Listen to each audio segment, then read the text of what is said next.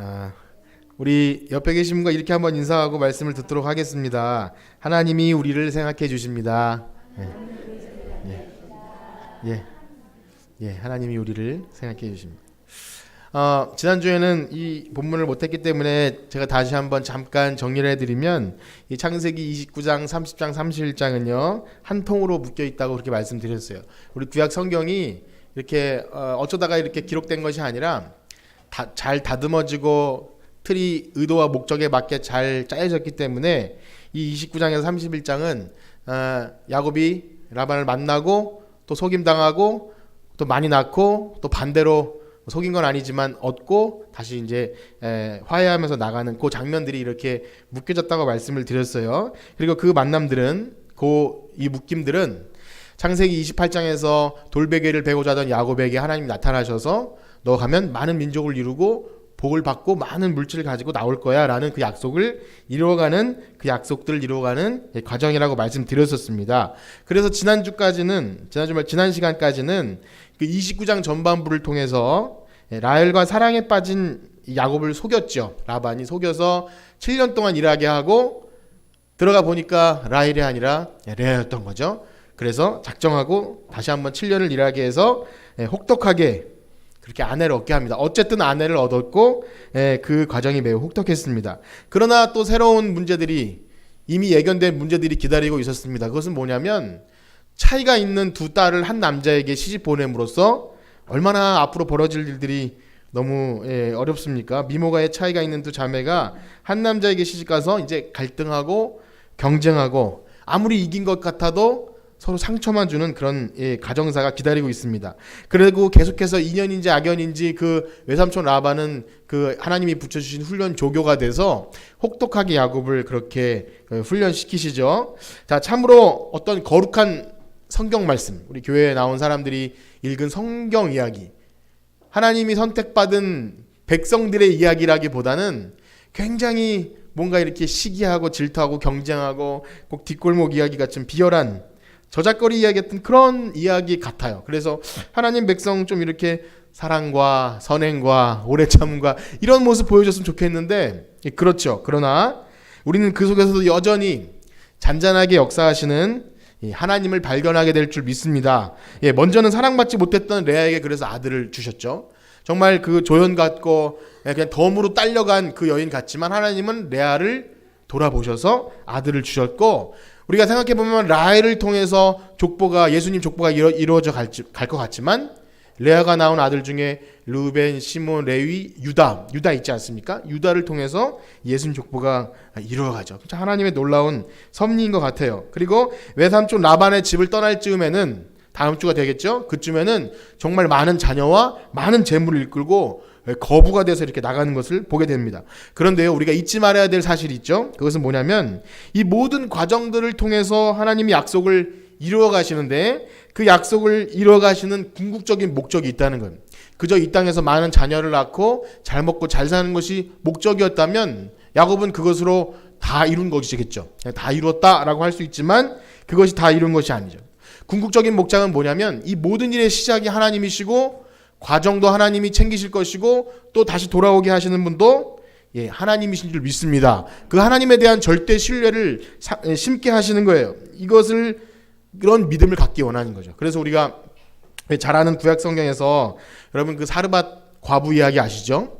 그 3년 6개월 동안 가뭄이 들었을 때 하나님께서 그 엘리야를 까마귀를 통해서 떡과 물고기를 먹게 하시고 이제 그거조차 말랐을 때 그 엄마와 아들이 이제 한 번 먹고 죽을 수밖에 없는 그걸 남겨놓은 것을 엘리야에게 이제 주라고 그렇게 참 너무나 말도 안 되는 그런 요구를 할 때 그것을 이거 먹고 주거나 안 먹고 주거나 이렇게 드리죠. 그런데 어떻게 됐죠? 그 집이 나중에 기억나시죠? 기름을 막 채웠는데 통이 다 모자라서 기름이 마르지 않았다고. 자, 그런데 아멘 하셨잖아요. 너무 좋은 거예요. 근데 거기에 멈추길 바라지 않는 거죠. 나중에 어떤 일이 벌어집니까? 그 아들이 죽어요. 그렇게 해서 살아남았던 아들이 죽을 때 그 여인이 왜 나에게 찾아오셨냐고 그렇게 원망하죠. 그러면서 왜 이 지금 어떻게 보면 그 당시에 우상들과 하나님의 신이 결투하는 것 같은데 괜히 내가 그 사이에 껴서 피해본 것 같은 그런 억울한 마음이 생겨서 그렇게 두려워할 때 하나님의 엘리야를 통해서 그를 살리시지 않습니까? 그때 그 여인이 고백하기를 이제야 내가 하나님이신 줄 알았다. 이렇게 고백하는 거죠. 그러니까 거기에 멈추길 원하지 않는 거예요.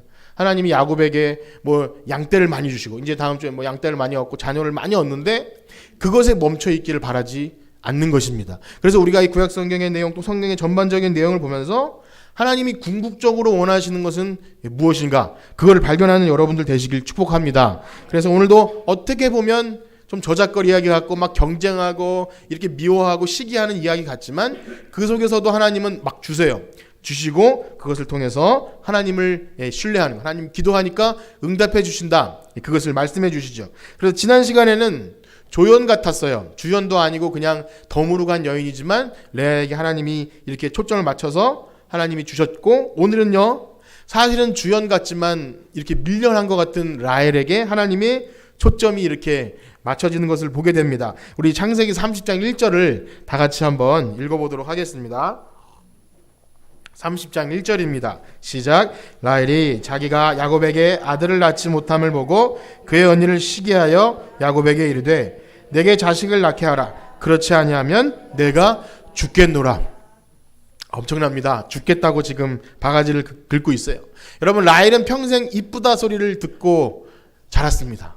보는 눈은 다 똑같아서 이쁜 사람이 있고 좀 덜 이쁜 사람이 있었겠죠. 어릴 때부터 이쁜 소리를 듣고 자랐고 결혼할 때도 남편은 원래 라헬을 좋아해서 라헬과 결혼하려고 했어요. 선택받았죠. 레아는 아버지가 속였기 때문에 간신히 결혼한 그런 여인이었어요. 그런데 하나님이 레아에게 복을 주셔서 자식을 낳게 하시면 우리 생각에는 라헬처럼 어릴 때부터 귀하게 그래도 좋은 거 많이 받고 자랐다면 좀 여유 있게 그래 그 양보할 수 있어.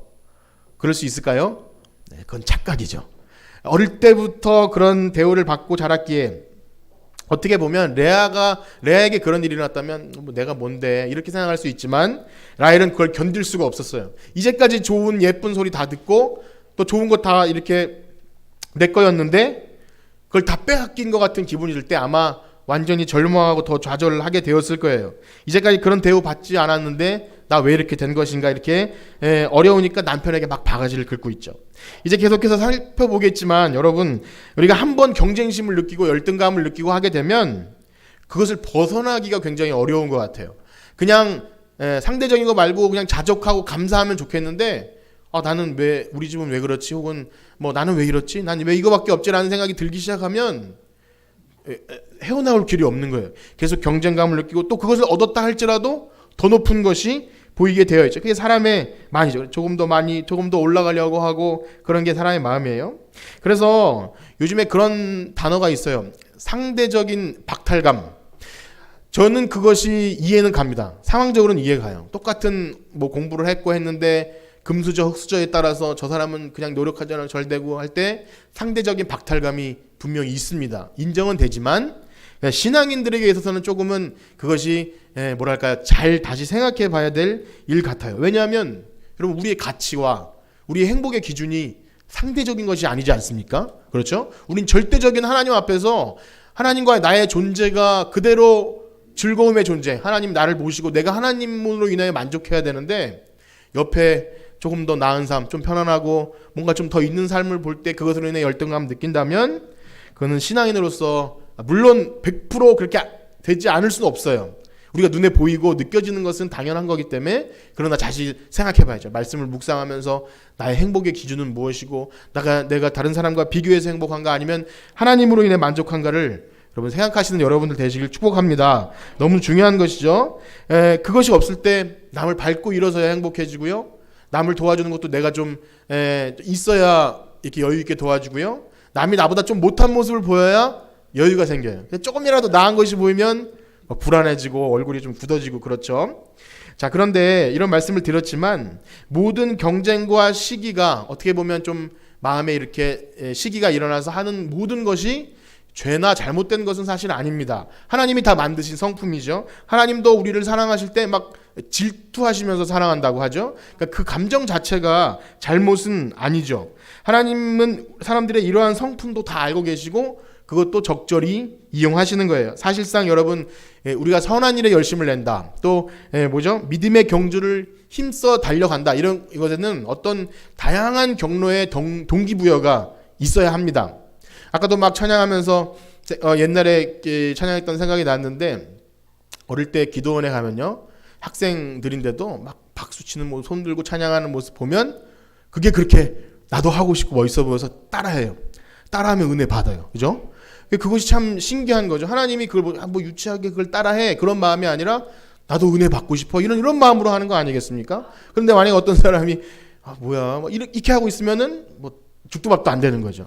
하나님은 모든 것을 통해서 다 우리를 자극하시게 합니다. 그러니까 우리는 그런 것을 뭐 유치하게 여기거나, 물론 의미는 분명해야겠죠. 말씀으로 또 성령의 역사가 무엇인지를 진짜 이렇게 제대로 아는 건 중요하지만, 뭔가 성령의 역사와 그 다음에 우리들의 손동작과 마음 움직이는 것을 제한할 수는 없어요. 그런 모든 것을 하나님이 사용하시는 거죠.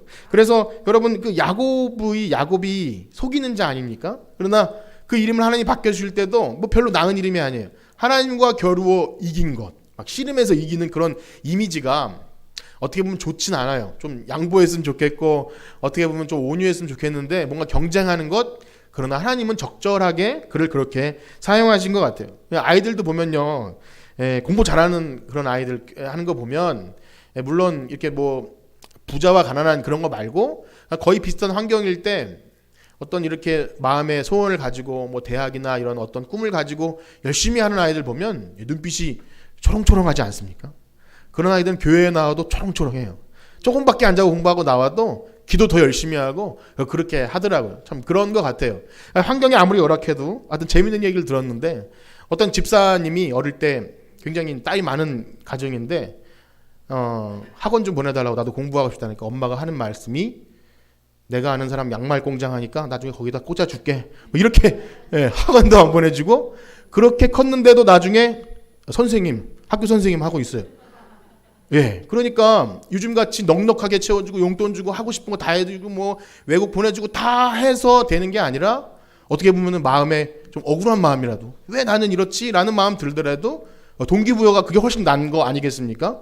다 채워지고 다 은혜롭게 뭐 되고, 그것보다도 나는 왜 이렇지? 가끔씩은 애통하는 마음이 생기고, 또 하나님 저는 왜 이거밖에 안 됩니까? 라는 마음이 드는 것도 주시는 마음이라고 생각이 됩니다. 그래서 정말 꿈이 없는 아이들 보면 그렇죠. 교회 와서도 그냥 뭐 집에서 충분히 자고 와서도 충분히 또 졸고. 그러나 여러분 성도님들도 마찬가지예요. 정말 은혜 받으시는 분들은 눈이 초롱초롱하죠. 초롱초롱. 물론 또 제가 절대 조시는 분을 얘기하는 것은 절대 아닙니다. 저 그러지 않기로 했기 때문에 그런 것은 아니지만, 보이는 게 전부가 아니야. 속 중심이 중요해라고 말하지만 우리의 중심은 겉으로 드러나요. 초롱초롱하고 찬양할 때도 최선을 다할 때 하나님은 그런 사람에게 복을 주시지 않을 수가 없는 거죠. 그래서 경쟁은 무조건 좋은 것은 아니지만 하나님이 그런 마음 주실 때 여러분 최선을 다하시길 축복합니다. 그래서 빌립보서에도 보면 이런 경우가 있어요. 사도 바울이 감옥에 갇히지 않았습니까? 근데 밖에서 들리는 소문이, 어떤 사람들은 바울이 감옥에 갇혔으니까 우리가 전도를 열심히 하면 바울이 힘들어할까 봐 그렇게 좀 좋지 않은 마음으로 전도하는 사람이 있었대요. 바울이 마음이 어땠을까요? 막 그게 아니라, 내가 힘들고 그 사람의 동기가 어떻든지 간에 전파되는 것만 그리스도면 나는 기뻐한다, 이런 말씀을 하는 거죠. 그러니까 하나님은 뭐 물론 동기 더 중요하죠. 그러나 여러 다양한 사람들을 사용하신다는 거예요. 그러니까 사도 바울이 좀 위축감을 느끼고 그렇게 할 마음으로 했지만 하나님은 그런 마음도 사용하셨다는 것. 그래서 여러분, 우리가 하나님은 다양한 사람들을 사용하시는구나. 교회 안에는 굉장히 다양한 사람들이 있어요. 그렇죠? 옆에 한번 돌아보실까요? 각종 다양한 직업과 얼굴과 또 신앙 형태가 다 있지만 그 누구도 하나님은 다 사용하시는 거예요. 한번 이렇게 인사합시다. 권사님 사용하실 거예요. 이렇게 얘기합시다. 꼭 깨어있는 분에게만 말씀해 주십시오. 깨우지 마시고. 다양한 사람들 사용하기 때문에 교회는 나는 저 사람하고 안 맞아, 뭐 그런 게 없는 거예요. 그 사람도 적절히 나를 훈련시키고, 그런 사람이 있기에 나의 연약함이 드러나죠. 다 좋은 사람만 있고 안녕하세요 뭐 그런 사람만 있으면 우리가 지저분한 게 없나요? 우리 스스로 다 있는데 그게 드러나는 순간은 나와 좀 안 맞는 사람일 때 드러나죠. 그때 하나 돼서 가는 그 시나고게가 되는 거지. 다 좋은 사람만 있으면 뭐 원래 그렇게 드러나지 않죠. 하나님은 그래서 적절하게 라반 같은 사람, 뭐 곳곳에서 우리를 훈련시킬 때 드러나야 돼. 버티고 또 견뎌야 되는 거죠. 그런데 오늘 두 자매가 대결하는 대결 구도는 뭐였냐면, 그들이 시기감을 느끼고 이렇게 경쟁했던 도구는 뭐냐면 자식 많이 낳기 경쟁이었습니다. 아들 많이 낳기 경쟁. 그 당시에는 이것이 굉장히 복받은 상징이고 여성으로서 아주 훌륭한 모습이기 때문에 이해는 되지만, 오늘날 이 본문을 우리에게 적용하라고 하면 굉장히 어렵습니다. 왜냐하면 오늘날은 많이 안 낳기 경쟁을 하는 것 같아요. 많이 안 낳기 경쟁. 그래서 제가 거의 항상 성경 공부하면서 한마디 던졌다가 본전도 못 찾는 말이 있는데, 집집마다 하나씩 더 낳으면 좋을 것 같다라는 말을 할 때 한 집에서 이래서 안 되고 이래서 안 되고 이래서 안 되는 말을 들으면 제가 죄송합니다, 취소라고 말할 수밖에 없는 현실적으로 불가능한 시대를 살고 있는 것 같아요. 그래서 더 나을까라고 생각이 들었다가도 친정엄마도 야, 너 그럼 우리 집에 오지 마 라고 하고, 동생도 나 볼 생각하지 마라고 그런 말을 들을 때 딱 생각을 접는다 그래요. 그러니까 충분히 이해하죠. 그만큼 힘들고 주변 사람들이 힘들어하고 보기에도 그렇고, 어떤 분이 그 어떤 교회에서 좀 노산에서 아이를 가진 집사님이 계셨는데, 주변의 교인들이 보면서 막 축하해 주는 것이 아니라 아유 어떻게 그렇게 그런다고 해요. 그 어떻게 무서워서 아이를 갖겠습니까? 어쨌든 현실적으로 불가능한 거죠. 삶이 안 된다고 합니다. 우리 집에 한 아이가 더 생기면. 그렇기 때문에 오늘날 요 아이 많이 낳게 하는 경쟁하는 이것을 우리의 삶에 적용하기 굉장히 어렵죠. 근데 우리 집에는요, 굉장히 구약 시대를 사시는 분이 한 분 계시는데, 사모님이라고 이렇게 말씀은 드리고 싶어요. 잘 지지 않으려는 그런 경쟁하는 마음도 있지만, 아이 낳는 걸 굉장히 좋아하고요. 그래서 우리 교회는 경쟁 상대를 느낄 분은 없어요. 그래서 한 번은 저희 어린이집 그 학부형 중에 저 구리시에요, 구남매 집이 있어요. 구남매. 거기를 너무 가보고 싶어해서 이렇게 선물을 찾아갔다가 돌아오면서 내가 졌어. 더 분발해야겠어. 이런 얘기를 할 때 전 깜짝 놀랐습니다. 그리고 이제 TV를 보면서 저를 막 불러요. 막 부르더니 이거 보라고. 6남매 집이 나온 겁니다. 6남매 됐네. 우리도 6남매. 저 엄마가 45이래. 나도 할 수 있어. 뭐 이런 말을 할 때 저는 깜짝 놀랍니다. 그래서 뭐 아무 말도 안 하고, 그렇습니다. 세상이 감당할 수 없는 그런 경쟁심이죠. 우스갯소리지만 어쨌든 그 일을 통해서 힘들고 어려워도 주일학교가 부흥하고 하나님이 우리에게 명령하신 생육하고 번성하라는 그런 명령이 이루어진다면 뭐 하나님 기뻐하실 거라고 생각이 돼요. 제가 그래서 주일학교 아이들에게도 엄마 아빠에게 하나씩 더 낳아달라고 얘기해. 그러니까 준서가 목사님 행복하세요? 이렇게 물어보는 거예요. 제가 좀 머뭇거렸어요. 이렇게 머뭇거려서 그래서 알아서 판단하라고 했지만 저는 행복합니다. 행복하고 그렇습니다. 근데 오늘 라헬도요, 그 행복을 얻기 위해 스스로 아주 내가 아이를 안 낳으면 내가 죽겠습니다. 왜냐하면 그 아이를 낳아야 행복한 거니까. 얼마나 그것이 심했던지 막 그 야곱을 바가지를 긁으니까 야곱이요, 그 사랑했던 그 라헬 14년 동안 죽도록 봉사해서 얻은 그 아내에게 막 화를 내요. 2절을 한번 읽어보실까요? 30장 2절입니다. 시작. 야곱이 라헬에게 성을 내어 이르되 그대를 임신하지 못하게 하시는 이는 하나님이시니 내가 하나님을 대신하겠느냐. 오늘날에는 불임의 원인을 그래도 잘 찾아내는 편입니다. 뭐 이렇게 산부인과 가고 하면. 그런데 과거에는 그렇지 못했을 거예요. 불임의 원인이 뭔지 잘 모르겠지만 과거나 현재나 의학이 발달하지 않아도 증명될 수 있는 아주 간단한 방법이 있죠. 요즘엔 아내가 한 명이지만 만약에 남편이 이 아내 말고 다른 여자를 통해서 아이를 낳았다면 문제는 여성에게 있는 거 아니겠습니까? 근데 그 일이 벌어졌어요. 라헬은 아이를 낳지 못하는 것이 야곱의 원인이 아닌 것은 이 레아를 통해서 아이 4명이 낳았죠. 그 다음에 라헬이 화가 나서 자기의 종을 들여보내는데 또 아이를 잘 낳기 때문에 점점 원인은 다 자기에게 있다는 것을 스스로가 다 알게 되는 겁니다. 그러니까 화를 내도 남편에게 막 짜증을 냈지만 원인은 누구에게 있죠? 자기에게 있는 거예요. 그럼에도 불구하고 지금 라헬은 야곱에게 바가지를 긁으면서 내가 아기를 만나면 왜 나를 아기를 낳게 해달라, 내가 죽겠다, 이렇게 얘기하는 거죠.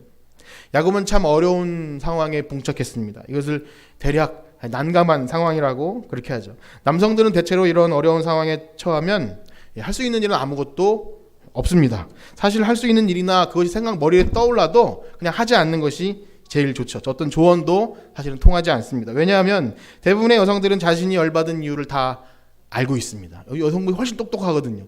열받은 이유도 다 알고 있지만 문제가 무엇인지 알지만 그 주체할 수 없는 화를 남편에게 풀지 않습니까? 저도 가끔씩 왜 나한테 그래? 물어보면 그럼 당신 아니고 누구한테 화를 내느냐? 아 그렇지 라고 얘기합니다. 다른 사람한테 내는 것보다는 차라리 낫다라고 생각이 들죠. 그래서 옛날에 요즘엔 개그 콘서트를 보지 않지만 개그 소재에도 그런 것이 굉장히 많이 나오죠. 이렇게 연애하는 남녀가 만났을 때 그 자매가 나 어디 달라진 데 없어? 라고 물어봤을 때 아니면 나 요즘 살쪘어 라고 물어보면 그 남자가 뭐라고 대답할지 이렇게 요즘에 동공지진이라는 말이 있거든요. 순간적으로 갈등하면서 뭐라고 대답할지 몰라요. 두 가지 상상을 합니다. 그렇다고 대답해도 헤어져 하고 헤어지고 아니야 라고 말해도 헤어지라는 결과가 나오기 때문에 뭐라고 말할 수 없죠. 결혼한 부부도 마찬가지인 건 이제 설날이고 가정에서 여러 가지 분투해야 될 집들이 많은데 어떤 시댁에 관해서나 이렇게 여성들이 푸념을 늘어놓을 때 머릿속에 하고 싶은 말이 많이 있지만 아무 말도 하지 않는 것, 바보처럼 있는 것이 윤여준 선생님 지혜로운 겁니다.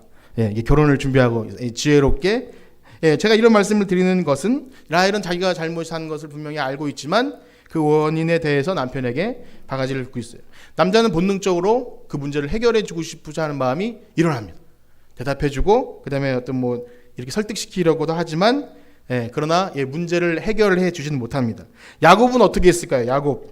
야곱은 분명히 아니 당신이 때문에 못 낳는 거야 라고 말할 수 있어요. 충분히. 그런데 어떻게 말하냐면 우리가 2절을 다시 한번 읽어볼까요? 아까 2절 떠있죠? 시작. 야곱이 라헬에게 성을 내어 이르되 그대를 임신하지 못하게 하시는 이는 하나님이시니 내가 하나님을 대신하겠느냐.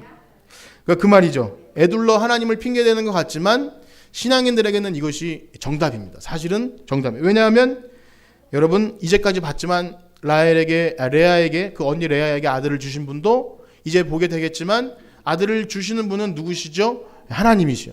막히게 하는 것도 하나님이시고 열리게 하는 것도 하나님이심을 여러분 인정하시길 축복합니다. 너무나 중요한 거죠. 하나님이 돌보아 주시고 소원을 들어주시고 긍휼히 여기셔야 살 수 있는 거지. 우리가 노력한다고 막 조작하고 있다가 보면 어떤 뭐가 하나 비법이 하나 나오는데 그런다고 아이가 생기는 것이 아니었어요. 이러한 접근 방식은 너무 중요합니다. 왜냐하면 어떤 문제 앞에 우리는 원인 분석을 굉장히 잘해요.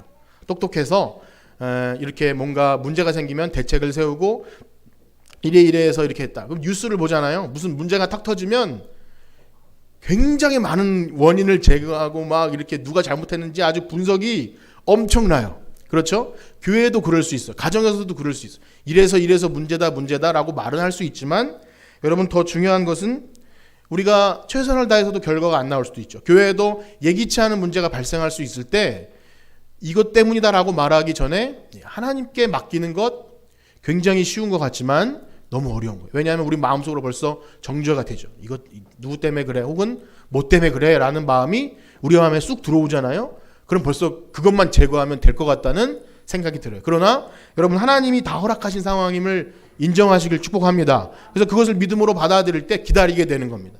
하나님이 이 상황도 허락하셨다면 나에게 어떤 일, 내가 막 말해버리고 이게 문제야라고 말하기 전에 그럼 나에게 보여주시는 것은 무엇인가? 여러분 그것을 생각하길 축복합니다. 그래서 우리가 그것을 믿을 때 하나님은 열리게도 하시고 닫히게도 하시는 분이니까 하나님이 허락하셔야 돼. 지금은 때가 아니라면 기도하고 기다리는 것.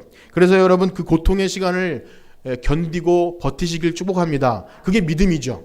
우리가 하나님을 믿는다는 것은 열릴 때 하나님 감사합니다 하고 닫힐 때 하나님 없네요. 그것이 아니라 열리거나 닫히거나 지금 하나님이 나를 통해 무언가 깨닫게 하신다는 것, 그것을 발견하길 축복합니다. 자, 이제 남편에게 원망을 하던 라헬이 하나님께 기도하기보다는 이따가는 좀 기도를 하는 것 같은데 자구책을 구합니다. 그것은 뭐냐면 야곱의 할머니도 그랬죠. 사라도 그랬고 그런 일들 뭐냐면 몸종이 들어가서 아이를 낳는 것. 그 일을 통해서 아들이 생기죠. 우리가 4절부터 8절까지 한번 같이 읽어보도록 하겠습니다. 시작. 그의 시녀 비라를 남편에게 아내로 주매 야곱이 그에게로 들어갔더니 비라가 임신하여 야곱에게 아들을 낳은지라. 라헬이 이르되 하나님이 내 억울함을 푸시려고 내 호소를 들으사 내게 아들을 주셨다 하고 이로 말미암아 그의 이름을 단이라 하였으니 라헬의 시녀 빌하가 다시 임신하여 둘째 아들을 야곱에게 낳음에 라헬이 이르되 내가 언니와 크게 경쟁하여 이겼다 하고 그의 이름을 납달리라 하였더라. 비록 라헬의 몸종이었지만 하나님은 라헬의 아들들을 야곱의 아들들을 주셨어요.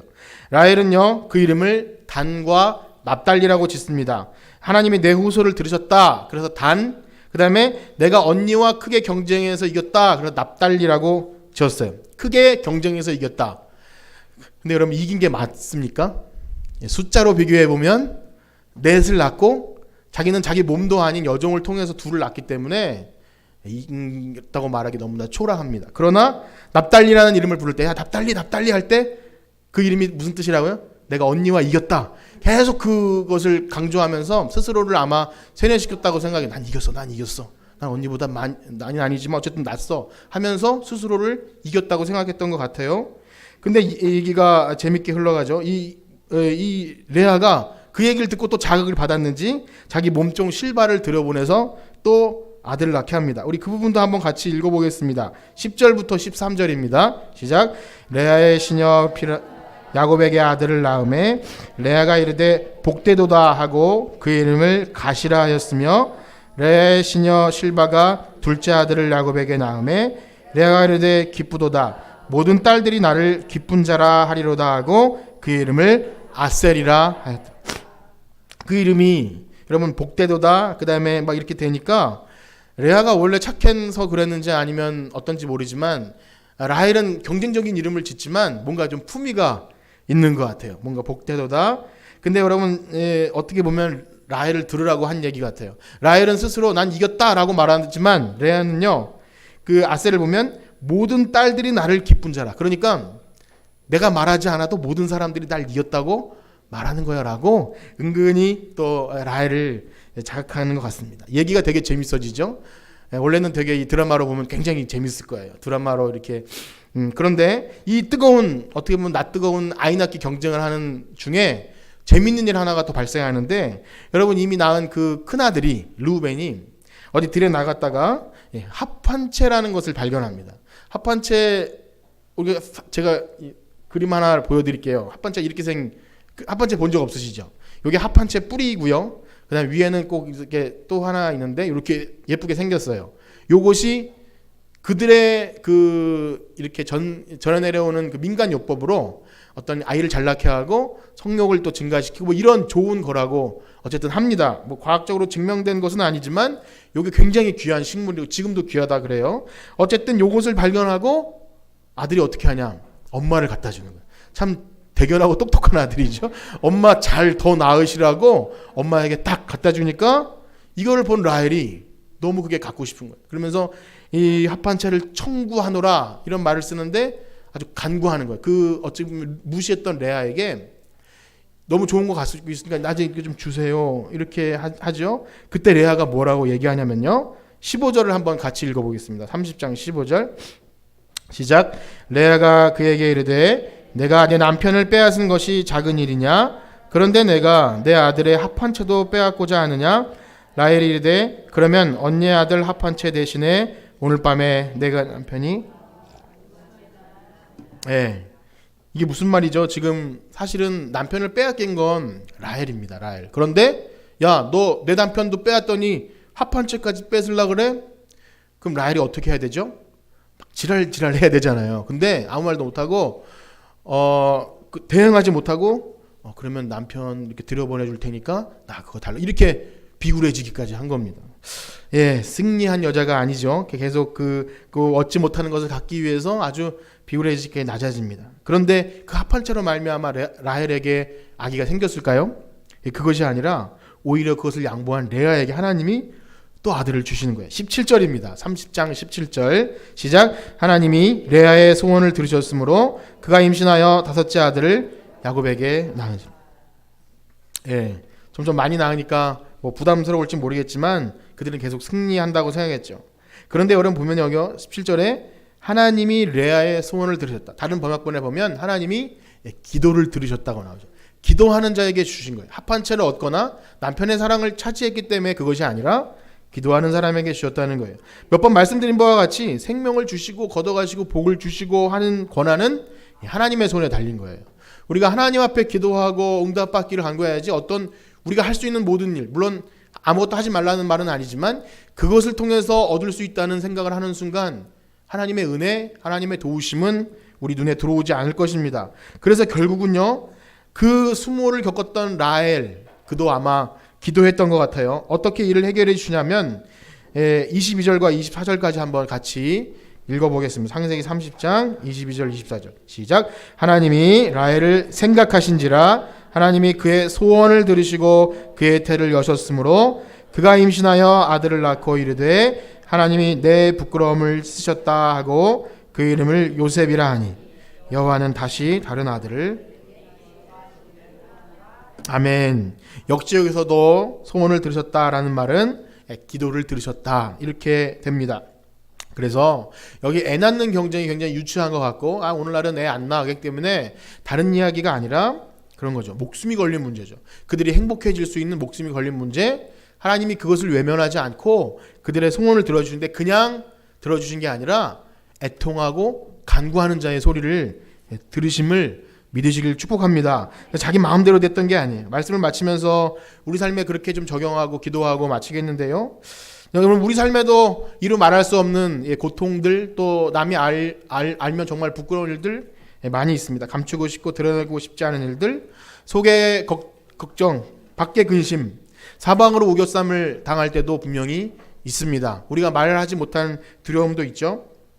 대안한 척 하려고 해도 굉장히 두려운 것도 많고요. 이게 잘 되는 것 같다가도 한순간에 더 이상 못하겠다라는 생각도 들 때도 있죠. 아무것도 아닌 일에 상처받고 뭐 자격지심 있어 막 그런 소리를 들으면 내가 그랬나 이런 생각이 들 정도로 마음이 어려워져요. 그러나 우리가 감당할 수 없고 어려운 일 있을 때 믿음으로 사는 자는 무슨 위로를 받죠? 하늘 위로 받는. 믿음으로 사는 자는 하늘 위로 받는 줄 믿습니다. 그래서 우린 그것을 간구해야 돼요.